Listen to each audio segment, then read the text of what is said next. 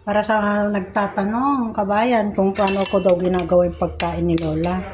Ang kanin niya po ay medyo malambot, hindi ordinary parang sa atin. Gusto niya yung tuyo naman siya, kaya lang ang pagkaluto niya ay medyo malambot. Ang ginagawa ko sa rice niya lagi, para hindi na matrabaho, hindi na siya mahirapan. Itong steam na kalabasa. Aw, mainit pa. Aw, mainit talaga. Aroy, ginaganyan ko lang po siya. Kasi nahalo natin sa rice. Malambot na kasi yan.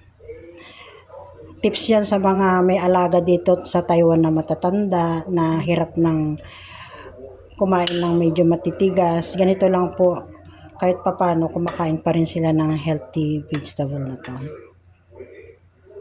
Ay, sumama ang balat. Pero dito usually kinakain na nila yung balat. Ganyan lang po ang ginagawa ko. Nahalo ko sa kanin niya.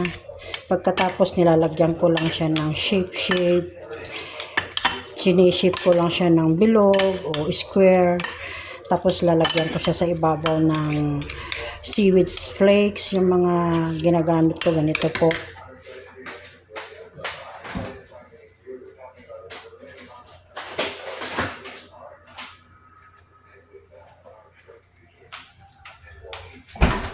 Nabibili lang naman sa mga supermarket itong ganito, mga seaweeds flakes na ganito. Ito yung mga pinangbabalot ng sushi. Pero ito powder na siya.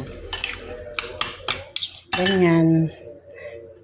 Ayun, medyo malamig na. Pero mainit pa din. Ayun. Mamaya tignan nyo ang presentation ko sa kanin ni Lola.